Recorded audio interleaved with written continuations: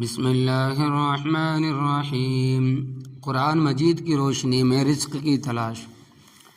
میرے عزیز، کائنات میں جو کچھ بھی ہوتا ہے اللہ تبارک و تعالیٰ کے حکم سے اور اس وحدہ لا شریک کی مرضی سے ہوتا ہے۔ چنانچہ ارشاد ربانی ہے وَمَا تَشَاءُونَ إِلَّا أَن يَشَاءَ اللَّهُ رَبُّ الْعَالَمِينَ، سورۃ تکویر۔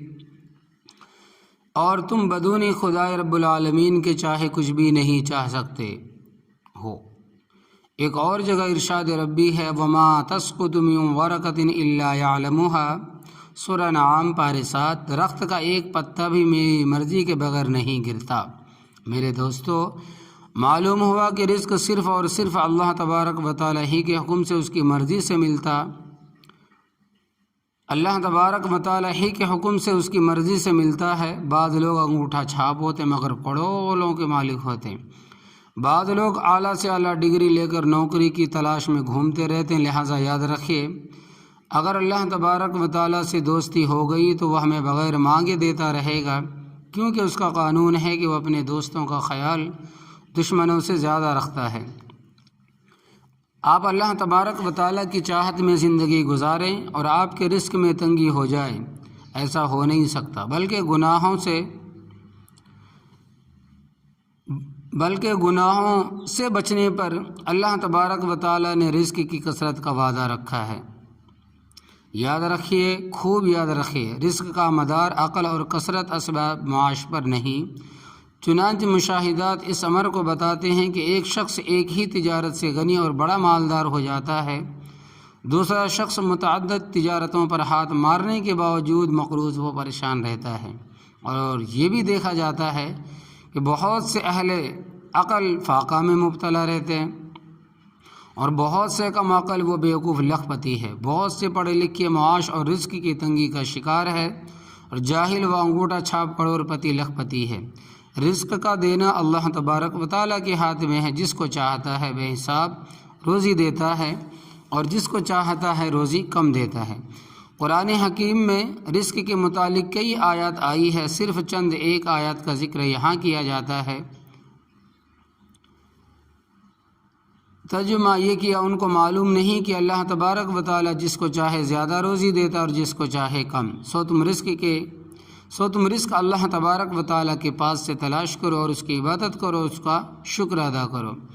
اللہ تبارک و تعالیٰ قرآن کریم میں ارشاد فرماتا ہے کہ یبسط الرزق لمن یشاء ویقدر، جسے چاہتا ہے کھلا رزق دیتا ہے اور جسے چاہتا ہے تنگ کر دیتا ہے، سورۃ الشورى آیت 12۔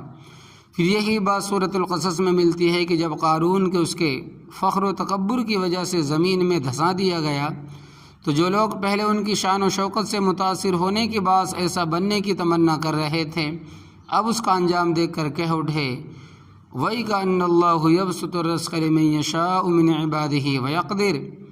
ترجمہ افسوس، ہم بھول گئے تھے کہ اللہ تبارک و تعالیٰ اپنے بندوں میں سے جس کا رزق چاہتا ہے کشادہ کرتا ہے اور جسے چاہتا ہے تنگ کر دیتا ہے۔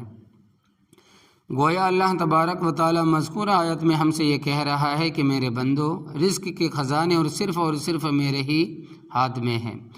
میرے علاوہ کون ہے جو تمہیں رزق دے؟ لہٰذا اگر تم نے میری فرما برداری کی، میری چاہت پر زندگی گزاری تو میں تمہارے لیے رزق کے دروازے کھول دوں گا۔